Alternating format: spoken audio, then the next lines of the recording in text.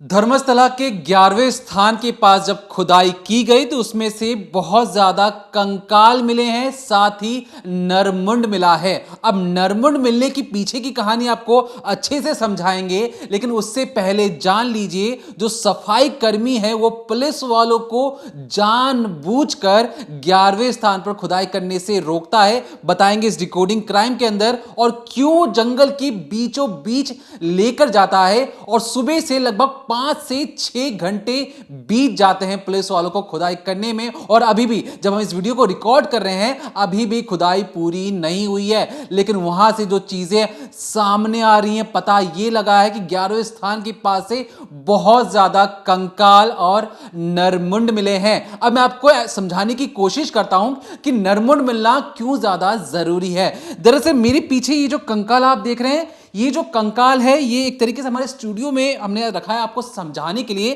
ताकि आप समझ सकें कि जो कंकाल मिल रहा है और नरमुंड मिलना क्यों जरूरी है। देखिए, जो कंकाल या जो हड्डियां मिलती हैं उनमें कई सारी हड्डियां होती हैं। जैसे आपकी मान लीजिए छाती की हड्डी हो गई, ये आपके पैर की हड्डियां हो गई, ये हिप की हड्डी हो गई, ये हाथ की हड्डियां हो जाती हैं। अब यहां पर दिक्कत ये आती है कि ये दोनों जो हड्डियां होती हैं, हड्डियां कई सारी आपको मिल सकती हैं, लेकिन बात करें नरमुंड का, मतलब जो ये वाला हिस्सा है, जो सर वाला हिस्सा है, अगर ये सिर्फ और सिर्फ एक ही होता है।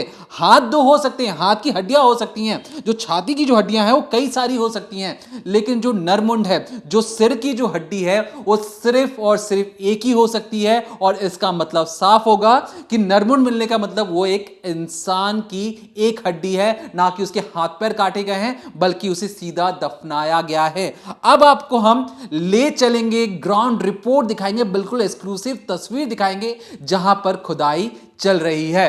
तो ये जो आप तस्वीरें देख रहे हैं, ये धर्मस्थला की वो तस्वीरें हैं जो करीब आज सुबह 11:30 बजे सामने आई। धर्मस्थला में 1 से लेकर साइट नंबर 10 तक की जो खुदाई है वो पूरी की गई, लेकिन उसमें कुछ नहीं मिलता सिवाय साइट 6 को छोड़कर। लेकिन अब जैसे ही आज सुबह करीब 11:30 बजे के आसपास जैसे ही जो पुलिस की टीम है, एसआईटी की पूरी टीम है, वो मजदूरों को लेकर और उस गवाह को लेकर जब साइट नंबर 11 पर पहुंचती है, जो नेत्रावती नदी के किनारे से जो हाईवे गुजरता है वहाँ पर थी। यहाँ पर आप तस्वीरें देखेंगे तो आपको दिखाई दे रहा होगा कि हरे रंग का जो कपड़ा है, सबसे पहले वो पूरी तरह से कवर किया जा रहा है। पहली नज़र में देखने से लगता है शायद किसी कारणवश बारिश की वजह से पुलिस ऐसा कर रही है, लेकिन शायद वो छुपाना चाहती है कि अंदर क्या चल रहा है ये पता ना चले। क्योंकि अगर आप प्रिपरेशन देखेंगे, अब से पहले जितनी भी साइट की खुदाई की गई है, ऐसी तैयारी कहीं नहीं की गई। इसमें आप देखिए कि जो टीम के मेंबर्स हैं वो बाहर खड़े हैं, कुछ बंदूकधारी जो सिपाही हैं वो भी बाहर खड़े हुए हैं। इसके अलावा एक जेसीबी बुलाई गई है और साथ ही साथ बहुत से मजदूर जो हैं वो कुछ पेड़ पर चढ़े हैं, सीढ़ी पर चढ़े हैं और हरे रंग के इस कपड़े को पूरे उस एरिया के जो दरमियान है उसमें बांध रहे हैं, लगा रहे हैं, ताकि अंदर का साफ तौर पे कुछ दिखाई ना दे। और तो और शायद जो मीडिया कर्मी हैं वो अपने कैमरों में उस पल को कैप्चर ना कर सकें। अब इसके बाद तस्वीरों में देखिए किस तरह से ये अंदर की ओर जाते हैं, और ये एरिया अब तक का सबसे घना इलाका है। जहाँ जहाँ खुदाई हुई है 1 से 10 तक लेकर, वो भी काफ़ी डेंस एरिया था, लेकिन इसकी तस्वीर देखकर आपको समझ में आएगा कि ये कितना घना जंगल है। और इसमें जो पुलिस वाले हैं वो जैसे ही अंदर पहुंचते हैं, साइट नंबर 11 पर पहुंचते हैं, तो पुलिस वहां खुदाई नहीं करती। ये सुनने भर से एक समझ में आता है कि ये पुलिस ने ऐसा क्यों नहीं किया, आखिर क्यों पुलिस ने उस साइट पर खुदाई नहीं की। क्योंकि जैसे ही जंगल में सभी लोग घुसते हैं, मजदूर घुसते हैं, तो जो गवाह था जिसने ब्लैक कलर के कपड़े पहने हैं, उसका मुंह भी नकाब से ढका गया है, वो पुलिस को कहीं और ही इशारा कर देता है। मतलब जो साइट चिन्हित की गई थी, जो प्लान साइट थी, उस पर खुदाई नहीं की जाती। 11 नंबर की साइट पर उसी के पास के एक एरिया में जो विसल ब्लोअर है, जो गवाह बताया जा रहा है, वो उंगली दिखाता और कहता है कि सर आप खुदाई इस एरिया पर मत कीजिए पर्टिकुलर, मैं आपको जहाँ जहाँ बताता हूँ वहाँ करिए, आपको ज़रूर कुछ ना कुछ मिलेगा। इसके बाद जो प्लान साइट थी उसको छोड़कर पुलिस की टीम करीब 100 मीटर के दायरे में और आगे जाकर वो जो है खुदाई की जाती है, और तब पुलिस को जो मिलता है वो बेहद चौंकाने वाला है। इसके बाद पुलिस की टीम जैसे उस गड्ढे में देखती है, फौरन बाहर तैनात जो सिपाही थे बंदूकधारी, उनको बुलाया जाता है। कहते हैं फटाफट 3-4 जो बंदूकधारी हैं वो अंदर उस इलाके में पहुंचे। सबसे पहले जो बंदूक बंदूकधारी वो साइट नंबर 11 पर पहुंचते हैं। फिर उन्हें समझ में आता है कि साइट नंबर 11 नहीं, उससे 100 मीटर आगे जाना है। और फिर चढ़ाई चढ़कर जैसे ही वो आगे पहुंचते हैं, वो भी खड्डे में देखते हैं कि बहुत सारे जो नर कंकाल हैं वो मिले हैं, उनकी हड्डियां मिली हैं। और साथ ही साथ जो स्कल बोला जाता है, जैसा शुरुआत में दीपक ने आपको समझाने की कोशिश की, जो पूरा समूचा एक स्कल होता है वो मिला है। पहली बार ऐसा हुआ है, अब तक जितनी खुदाई हुई, आज 6ठा दिन था खुदाई का, और 1 से लेकर 10 तक के जो स्पॉट थे उनमें खुदाई की गई, लेकिन सिर्फ 6 में बताया गया था हड्डियां मिली हैं। लेकिन आज पहली बार की जो खुदाई है उसमें ऐसा दावा किया गया है कि पहली बार एसआईटी की टीम को एक सिर मिला है। सिर का जो कंकाल होता है, जो हिस्सा होता है हड्डियानुमा, वो मिला है पुलिस को। और अब ऐसे में वहाँ की और ज़्यादा खुदाई की जा रही है, क्योंकि आप समझिए, अगर आप अक्सर पहले की खुदाई पर गौर करेंगे तो जब पुलिस गई है वहाँ पर, तो वो 3-4 घंटे में वापस भी आ जाते हैं। कहीं पर कुछ मिला, जैसे कहीं पर पैन कार्ड मिल गया था, एटीएम मिल गया था, ब्लाउज मिल गया था। अब ऐसे में 11:30 बजे से पुलिस उस जंगल के अंदर गई हुई है और अभी भी जो खुदाई है वो लगातार जारी है। यानी पुलिस को मल्टीपल स्केलेटन्स बोले गए थे, वो बरामद कर लिए गए हैं, वो मिल गए हैं।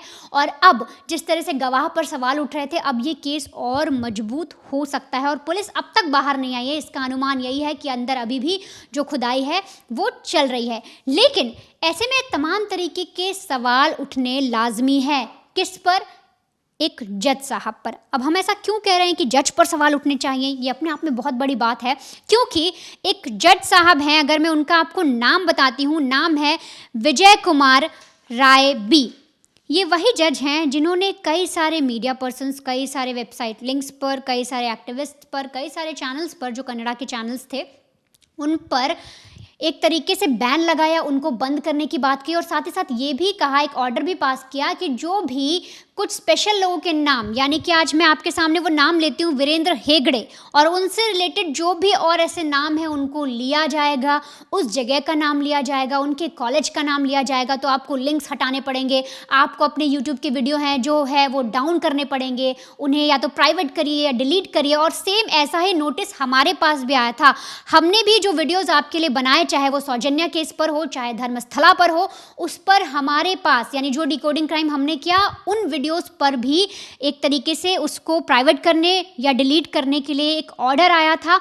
लेकिन अब जिस तरह से वो जज हैं, जिनका नाम मैं एक बार फिर से आपको लेकर बताती हूँ, विजय कुमार राय बी, इनको लेकर अब कई सारी अटकलें आ रही है और कहा जा रहा है कि उस केस से इन्होंने जो अपना नाम है वो वापस ले लिया है, मतलब ये अब उस केस की सुनवाई नहीं करेंगे। ऐसा हुआ क्यों? तो दरअसल एक जर्नलिस्ट हैं, उन्होंने कई बार ऐसी चीज़ें कहीं और उन्होंने कई बार ऐसे आरोप लगाए कि जो विजय कुमार राय बी हैं, यानी जो जज साहब हैं, उनके लगातार जो परिवार है वीरेंद्र हेगड़े का और उनके जो करीबी हैं, या जो उनकी तरफ से जो ऑर्डर भेजते हैं, कोर्ट ऑर्डर, जो उनके लॉयर हैं, उनसे उनकी काफ़ी करीबी है।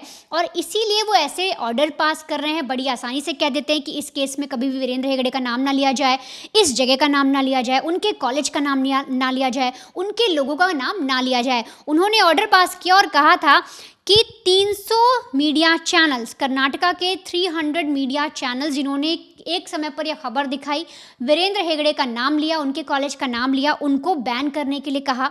उनसे कहा गया कि आप या तो ये खबर हटाइए। वहाँ के जो एक्टिविस्ट थे, जो लगातार काम कर रहे थे, उन पर प्रेशर बनाया गया।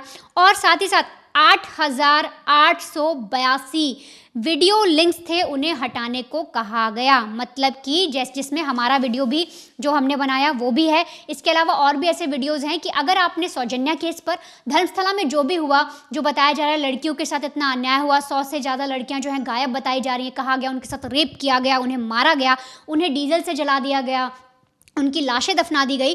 तो ऐसे में उन वीडियोस को भी हटाने का दबाव बनाया गया था। लेकिन जैसे ही ये मामला हाई कोर्ट में पहुंचा, सारी सुनवाई हुई, तो उस वक्त जो जज वहां पर मौजूद थे, उन्होंने बताया कि देखिए, ये जो भी फैसला उस वक्त लिया गया था विजय कुमार राय बी के द्वारा, उसकी समीक्षा की जाए, उसको दोबारा से समझा जाए, क्योंकि बिल्कुल भी ठीक नहीं है।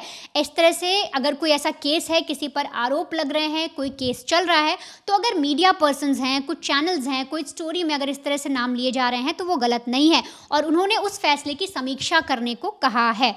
अब ये जो जज साहब हैं, इनके बारे में आपने जान लिया, लेकिन फिलहाल धर्मस्थला में और क्या क्या चीज़ें हो रही हैं मैं आपको जल्दी से बता देती हूँ। देखिए, सबसे पहले जो पुलिस की टीम बनाई गई है और उस इलाके के जो एसपी हैं, उनको ऑर्डर दिया गया है कि जब से जो विसल ब्लोअर हैं जिन्होंने दावा किया, जो गवाह है कि सर 1995 से लेकर 2014 तक उन्होंने बताया कि इस तरह से लड़कियों के साथ असॉल्ट हुआ, उनको मारा गया, रेप किया गया, उनकी बॉडी जो है उस गवाह के द्वारा ही जलवाई गई या दफनाई गई। तो ऐसे में जो एसपी हैं उनको ऑर्डर दिया गया और कहा गया है कि उस एरिया में जितने भी थाने पड़ते हैं और कोई भी ऐसा केस रिपोर्ट हुआ हो, लड़की की मिसिंग रिपोर्ट अगर दर्ज हुई हो, तो ऐसे में आप पता लगाइए कि उस वक्त उस थाने में जो फोर्स थी वो कौन कौन थी, उनके हवलदार कौन थे, वहाँ के इंस्पेक्टर कौन थे, थाना इंचार्ज कौन थे, डिप्टी एसपी कौन थे। तो हर चीज़ का पता लगाया जाए। जैसे कि अगर एग्जाम्पल के तहत मैं आपको समझाना चाहूँ तो अगर 2014 में कोई ऐसा केस हुआ और जिस थाने में वो रजिस्टर हुआ है, जहाँ से कोई लड़की गायब हुई है, उसका मर्डर हुआ है, तो वहाँ पर पता करिए उस थाने में कौन कौन लोग थे, क्योंकि अब उनसे पूछताछ होगी और अगर उन्होंने भी इस केस में ढलवाई की होगी, सबूत मिटाने की कोशिश की होगी, उन शख्स का साथ देने की कोशिश की होगी जो हत्यारे हैं, तो उन पर भी कार्रवाई हो सकती है। इसके अलावा एक और सबसे बड़ी अपडेट ये है कि इस वक्त जो पुलिस की टीम है वो हुलिया बदल रही है, यानी कि उसने अपना जो भेष है वो बदल लिया है और गली गली जाकर एक आम आदमी की तरह लोगों से बात कर रही हैं, वहाँ की जो चीज़ें हैं निकालने की कोशिश कर रही हैं।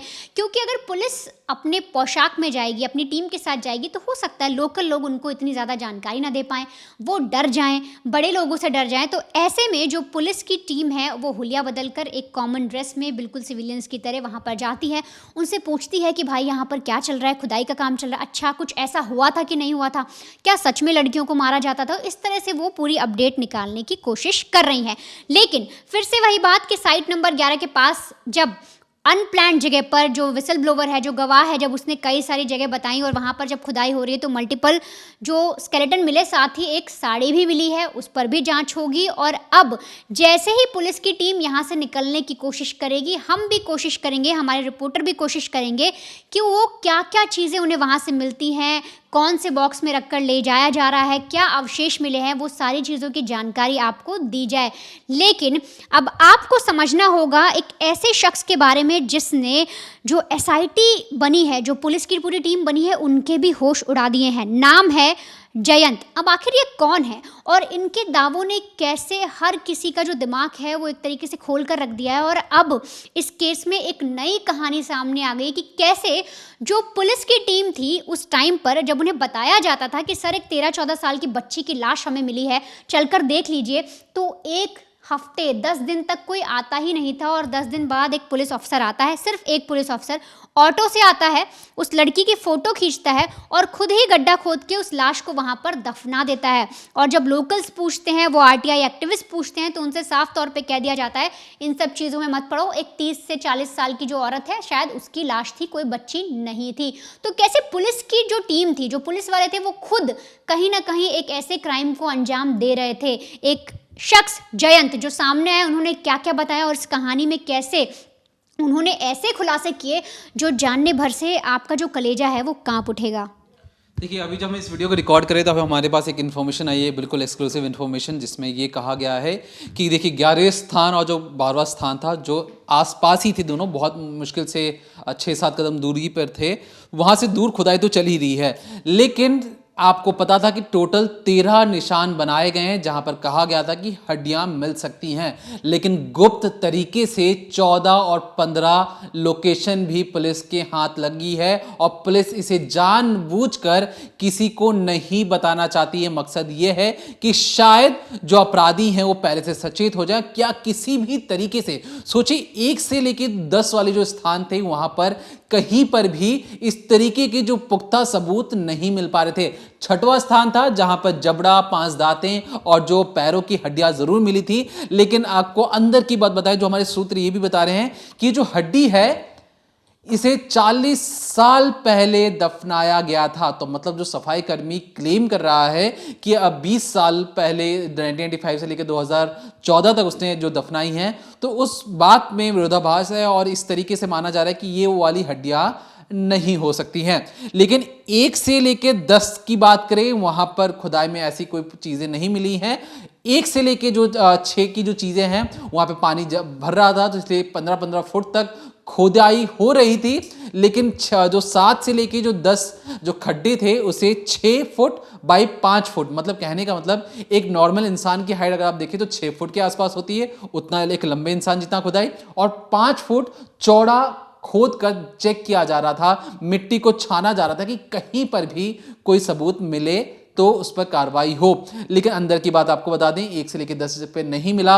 संडे के दिन, क्योंकि रेवेन्यू डिपार्टमेंट और फॉरेस्ट डिपार्टमेंट कई लोगों की छुट्टी होती है, इसलिए संडे के लिए खुदाई रोकी गई थी। लेकिन जब आज खुदाई शुरू की गई तो सफाई कर्मी ने बिल्कुल एहतियात बरतते हुए कहा कि सर, जहां पर आपने ना बैरिकेडिंग की हुई है, जहां पे आपने टेप लगाया हुआ है, उस जगह से आपको 100-200 मीटर आगे जाना पड़ेगा, पहाड़ों पर चढ़कर जाना पड़ेगा, जहां पर मैंने बॉडी छुपाई है। अब जहां पर मैंने बॉडी छुपाई है वहां से आप जमीन ने हड्डियां उगलना शुरू कर दिया है। जब ये सारी चीजें हो रही थी, शनिवार को भी जब खुदाई हो रही थी, तो अचानक से एक गवाह सामने आता है, जयंत टी। ये वही शख्स है, ये वही आरटीआई एक्टिविस्ट है जिसने पता लगाया था कि थाने के अंदर क्यों पिछले 15 सालों के रिकॉर्ड को गायब कर दिया गया, नेस्तनाबूद कर दिया गया, और बाकायदा कई सरकारी दस्तावेज का हवाला देकर कहा गया कि देखिए सरकारी ऑर्डर था, इसलिए हमने ये सारी चीजें गायब की हैं। लेकिन जिस तरीके से वनिता ने आपको बताया कि जो जयंत हैं, उन्होंने सीधे तौर पे ये कहा कि उस रोज जो 2 अगस्त को एसआईटी के पास गए, शनिवार का दिन था, एसआईटी ने उनसे कहा कि देखिए हम आपकी बात हम सुन चुके हैं, समझ चुके हैं, लेकिन आप सोमवार को आएगा, हम तब जाकर आपकी सारी जो फरियाद है उसे सुनेंगे, समझेंगे और नोट डाउन करेंगे। तो जो फरियादी है, जो जयंत है, उसने ये कहा है कि सर देखिए, एक लड़की है जिसकी उम्र 30 से 35 साल थी, औरत थी, जिस तरीके से नहीं बोलना चाहिए, लेकिन एक कुत्ते को दफनाया जाता है, ये उनके शब्द हैं जो जयंत कह रहे हैं कि जिस तरीके से कुत्ता जब मर जाता है, जिस तरीके से उसे दफनाया जाता है, कुछ उसी तरीके से उस महिला के साथ जो बर्बर तरीके से उसे हड़बड़ी में दफनाया गया, वो कहीं से भी जायज़ नहीं था। वो नाम लेकर उस अफसर का नाम बताते हैं, उस औरत की पहचान बताने की कोशिश करते हैं, और कहाँ पर बॉडी गाड़ी गई है उसके बारे में भी बताते हैं, और कहते हैं कि वो अफसर बार बार उन्हें ये कह रहा था कि बच्ची नहीं है, तुम्हें घबराने की ज़रूरत नहीं है, 30-35 साल की महिला है, मर गई, इसे हमने दफनाने का काम कर रहे हैं। फोटो ले लिया था बस उन्होंने।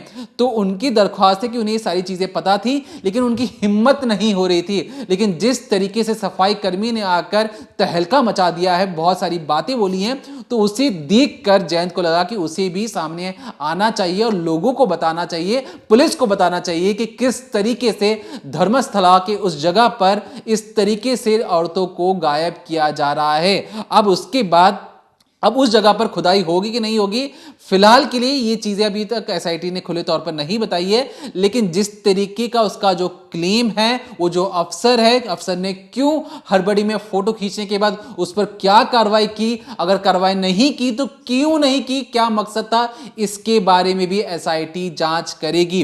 अब देखिए, हमने आपको बिल्कुल एक्सक्लूसिव इंफॉर्मेशन लाके दी है, लेकिन अंदर ही अंदर आपको बता दें कि जो हमारे सूत्र हैं और जो वहां के जो लोकल बड़े अधिकारी, पुलिस अधिकारी, वो गुस्सा हो रहे हैं। गुस्सा किस पर हो रहे हैं? गुस्सा हो रहे हैं उन मजदूरों पर हो रहे हैं, उन पुलिस अधिकारियों पर हो रहे हैं, उन कांस्टेबल्स पर हो रहे हैं कि अगर खुदाई के दौरान की कोई भी छोटी सी छोटी बात भी बाहर जाएगी तो वो उनके लिए अच्छा नहीं होगा। लेकिन बावजूद इसके हम लगे हुए हैं कि धर्मस्थला से कोई भी ऐसी छोटी से छोटी खबर भी अगर आप तक पहुंचती है तो समझिए उसके पीछे बहुत ज्यादा मेहनत की जा रही है। जिस तरीके से हमने आपको बताने की कोशिश की कि जो 6वां नंबर था जहां से खुदाई में हड्डियां मिली थी वो 40 साल पुरानी थी, तो सीधे से इसका मतलब पड़ता है कि जो सफाई कर्मी है उससे उसका लेना देना कितना है, ये आने वाले समय आपको पता लग ही जाएगा। लेकिन अगर मान कर चलेंगे स्थान तक कुछ नहीं मिलता है और 11वें स्थान की बात से जिस तरीके से अब जमीन ने हड्डियां उगलना, नरमुंड उगलना शुरू कर दिया है, तो ये कहीं ना कहीं इस पूरे केस में टर्निंग पॉइंट साबित होगा। और जो इसके पीछे के जो आका हैं, जो इस पूरे रैकेट को चलाते थे, सोचिए उनके मन में किस तरीके की हड़बड़ी और बेचैनी उठ रही होगी। वो सोच रहे होंगे कि अब उन्हें कौन बचाएगा। पहले सिर्फ गांव वाले आवाज उठाते थे, पुलिस वाले उनका शोषण करते थे। अब जब नेशनल मीडिया ने, बड़े बड़े मीडिया हाउसेस ने, यूट्यूबर्स ने खुले तौर पर आकर उन्हें चैलेंज किया, कोर्ट के ऑर्डर को, बकायदा कोर्ट से ऑर्डर निकाल के बंद करने की दरख्वास्त की गई थी, उन जज साहब को भी बोलना पड़ा कि वो इस केस से अपने आप को अलग कर रहे हैं। तो सोचिए ये जो लड़ाई है, ये लड़ाई इतनी आसान नहीं है। इसमें उन चेहरों को बेनकाब करना उतना ही जरूरी है जितना उन जो महिलाएं हैं जिन्हें दफनाया गया है उन्हें इंसाफ मिले। क्योंकि इस इंसाफ की कड़ी में मान लीजिए जो भी हड्डियां बाहर आएंगी उनका डीएनए आप किससे मैच कीजिएगा? कौन वो लोग होंगे जो भूल भी चुके होंगे? मान लीजिए कोई हड्डियां निकलती हैं, उन हड्डियों का आपने डीएनए लिया, डीएनए किससे मैच करेंगे? जब तक उनका कोई परिवार वाला सामने आके ये ना कहे कि माई बाप ये हमारी ही बेटी थी, ये हमारी ही बीवी थी और इसलिए इसका डीएनए हमसे लीजिए और जांच पड़ताल कीजिए। लेकिन ऐसा हो पाने की जो संभावना है वो मेरे हिसाब से तो 99% ही बहुत ज्यादा मुश्किल है, क्योंकि अभी भी खुलकर कोई सामने नहीं आ रहा है। एसआईटी ने बकायदा फोन और मेल के जरिए लोगों से कहा है कि जो भी चाहें वो आकर एसआईटी को अपने बारे में बता सकते हैं कि उनके परिवार का कौन सा सदस्य गुम हुआ है या उन्हें शक है कि यहां पर उन्हें दफनाया गया है। उनसे डीएनए लेकर मान लीजिए 30-40 बॉडी मिल जाती है, 3-4 लोग सामने आते हैं, उन 3-4 लोगों का डीएनए उन 30-40 लोगों से मिलान होगा। मान लीजिए उसमें से नहीं भी मिलते हैं, एक का मिलता है, बाकी 39 बॉडियों का क्या होगा? इसके बारे में भी एसआईटी और भी गहन जांच करेगी, कोई भी किसी भी तरीके से सामने आकर इस पूरे राज से पर्दाफाश कर सके। हमारी पैनी नजर इस पूरे खबर पर बनी हुई, जो भी नए अपडेट्स होंगे हम कोशिश करेंगे क्राइम तक पर आपको सबसे पहले आप तक उसे पहुंचाएं और बताएं कि धर्मस्थला के अंदर आखिर चल क्या रहा है। तब तक देखते रहिए decoding crime only on crime तक, मंडे टू फ्राइडे 7:30 PM।